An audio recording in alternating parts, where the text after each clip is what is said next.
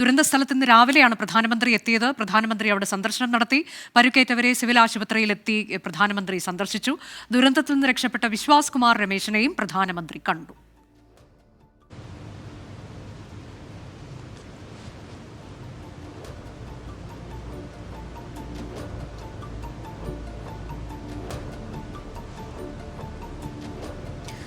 താനിരുന്ന seat ഇളകി മാറിയതാണ് രക്ഷപ്പെടാൻ കാരണമെന്ന് വിശ്വാസ് കുമാർ രമേശ് പറഞ്ഞു. താനിരുന്ന ഭാഗത്തുകൂടിയാണ് പുറത്തിറങ്ങിയതെന്നും വിശ്വാസ് കുമാർ പ്രതികരിച്ചു. मेरे नजरों के सब सामने हुआ था.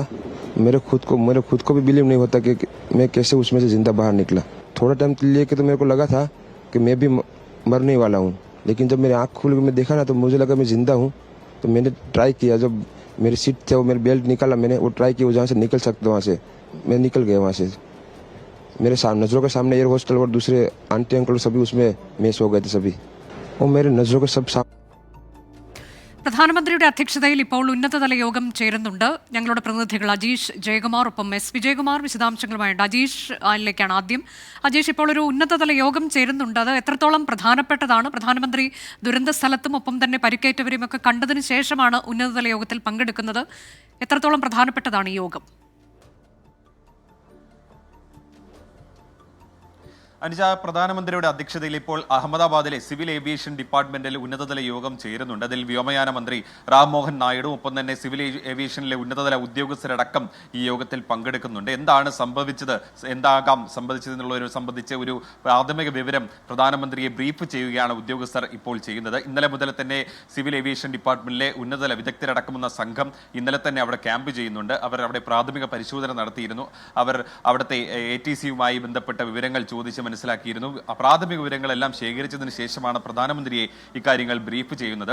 അതിനുശേഷമാകും ഇനി പ്രധാനപ്പെട്ട ഒരു ഉന്നതതല യോഗം, ഒരു വിദഗ്ധ സമിതി കഴിഞ്ഞ ദിവസം തീരുമാനിച്ചിരുന്നു DGCA. ഇതിന്റെ റോൾ എന്താണ് നടക്കമുള്ള കാര്യങ്ങൾ തീരുമാനിക്കുന്നത് ഈ യോഗത്തിലായിരിക്കും. പ്രധാനമന്ത്രി നടത്തുന്ന ഈ യോഗത്തിന് ശേഷമായിരിക്കും.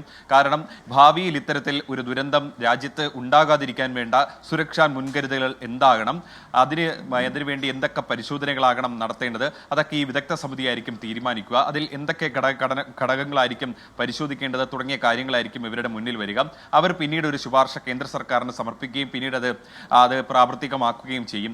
എന്തായാലും ഉന്നതതല യോഗം ഇപ്പോഴും അഹമ്മദാബാദിൽ തുടരുകയാണ്. പ്രധാനമന്ത്രി കുറച്ച് സമയം ആദ്യം എത്തിയത് ഈ അപകടം നടന്ന സ്ഥലത്തേക്കാണ്. അവിടെ നടന്ന് ഈ ഹോസ്റ്റലിലേക്കാണ്, വിമാനം തകർന്നു വീണ ഈ സ്ഥലത്തേക്കാണ്. അവിടെ എത്തി പ്രധാനമന്ത്രി വിശദമായി തന്നെ ആ സ്ഥലങ്ങളൊക്കെ തന്നെ നടന്നു കാണുകയും ചെയ്തു. അവിടുത്തെ ഉദ്യോഗസ്ഥരടക്കമുള്ളവർ പ്രധാനമന്ത്രിയോടൊപ്പം തന്നെ ഉണ്ടായിരുന്നു. വ്യോമയാന മന്ത്രിയും ഉണ്ടായിരുന്നു. അവർ ആ കാര്യങ്ങൾ, ഈ അപകടം നടന്ന സ്ഥലത്തിന്റെ ആ നടക്കുന്ന ദൃശ്യങ്ങളടക്കം നമ്മൾ കണ്ടതാണ്. പ്രധാനമന്ത്രി ഇതെല്ലാം നോക്കി നടന്ന് കാണുന്നു. അതിനുശേഷം പ്രധാനമന്ത്രി ആശുപത്രിയിലേക്കാണ് പോയത്, സിവിൽ ആശുപത്രിയിലേക്ക്. അവിടെ ഈ പരിക്കേറ്റ് ചികിത്സയിൽ കഴിയുന്ന ആളുകളെയും പ്രധാനമന്ത്രി കണ്ടിരുന്നു.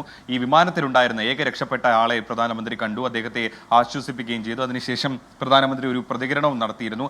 അദ്ദേഹം ഈ വിമാന ദുരന്തവുമായി ബന്ധപ്പെട്ട് നടത്തുന്ന രണ്ടാമത്തെ പ്രതികരണമായിരുന്നു. അതായത് വിമാന ദുരന്തത്തിൽ തകർന്നു പോയെന്നായിരുന്നു പ്രധാനമന്ത്രിയുടെ ഒരു പ്രതികരണം വന്നത്. ഇത്രയധികം ജീവൻ നഷ്ടമായത് അത് വലിയ ഹൃദയവേദകമാണ്. അവരുടെ കുടുംബത്തിന്റെ വേദനയോടൊപ്പം പങ്കുചേരുന്നു. മാത്രമല്ല, അവർ അവശേഷിപ്പിച്ച് പോയിട്ടുള്ള ശൂന്യത അത് വർഷങ്ങളോളം പിന്തുടരുമെന്നും അദ്ദേഹം ട്വിറ്ററിൽ ഒരു പോസ്റ്റ് ചെയ്തിട്ടുണ്ട്. എന്തായാലും പ്രധാനമന്ത്രിയുടെ യോഗം നിർണായകമാണ്. അതിനുശേഷം ഈ ഉന്നതതല സംഘം അവർ പരിശോധന തുടങ്ങും. എന്തായാലും ബ്ലാക്ക് ബോക്സ് അത് വീണ്ടെടുത്തിട്ടുണ്ട് എന്നാണ് നമ്മൾ മനസ്സിലാക്കാൻ സാധിക്കുന്നത്. അതിൽ 2 ഡിവൈസുകളുണ്ട്. ഒന്ന് ഫ്ലൈറ്റ് ഡാറ്റ റെക്കോർഡറും ഒപ്പം തന്നെ കോക്പിറ്റ് വോയിസ് റെക്കോർഡറുമാണ്. കോക്പിറ്റ് വോയിസ് റെക്കോർഡറിലാണ് ഈ കോക്പിറ്റിന്റെ അകത്തെ ഇതിന്റെ ശബ്ദങ്ങളും ഒപ്പം തന്നെ ഈ പൈലറ്റിന്റെ കമ്മ്യൂണിക്കേഷനും അടക്കമുള്ള കാര്യങ്ങൾ റെക്കോർഡ് ചെയ്തിട്ടുണ്ടാവുക. ഈ ഫ്ലൈറ്റ് ഡാറ്റ റെക്കോർഡറിനകത്ത് ഈ ഫ്ലൈറ്റിന്റെ വേഗത, ഓൾട്ടിറ്റ്യൂഡ്, അവിടെ അതിലെന്തെങ്കിലും മെക്കാനിക്കൽ ആയിട്ടുള്ള എന്തെങ്കിലും പിഴവുകൾ സംഭവിച്ചിട്ടുള്ള തുടങ്ങിയ കാര്യങ്ങളൊക്കെ അതിലായിരിക്കും രേഖപ്പെടുത്തിയിട്ടുണ്ടാവുക. അത് വിശകലനം ചെയ്യണം. അത് എത്ര ദിവസം എടുക്കും അതിന്റെ ഫലം കിട്ടാൻ എന്നുള്ള കാര്യത്തിൽ നിലവിൽ നമുക്ക് അറിയില്ല. ഇനി അത് ശാസ്ത്രീയ പരിശോധനയ്ക്ക് വിധേയമാക്കേണ്ടതുണ്ട്.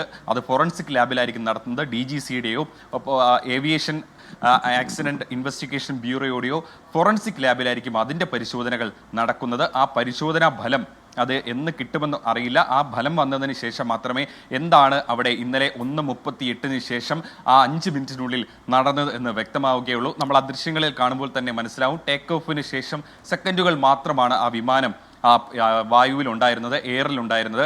1:38 ടേക്ക് ഓഫ് ചെയ്തു. 625 അടി ഉയരം മാത്രമായിരുന്നു, ഓൾട്ടിറ്റ്യൂഡ് മാത്രമായിരുന്നു വിമാനത്തിന് കൈവരിക്കാൻ സാധിച്ചത്. സാധാരണ ഇത്തരത്തിൽ വലിയൊരു കൊമേഴ്ഷ്യൽ ഫ്ലൈറ്റ് ഏതാണ്ട് 1 മിനിറ്റ് കൊണ്ട് 2000 അടി ഉയരത്തിലേക്ക് എത്തുമെങ്കിലും ഈ വിമാനത്തിന് അത്ര അതെ, ഈ വിമാനത്തിന് മുകളിലേക്ക് പറന്നു പൊങ്ങാൻ കഴിയാതെ അത് എന്ത് സംഭവിച്ചതാകാം എന്നൊക്കെയുള്ളതാണ് ഇനി കണ്ടുപിടിക്കേണ്ടിയിരിക്കുന്നത്.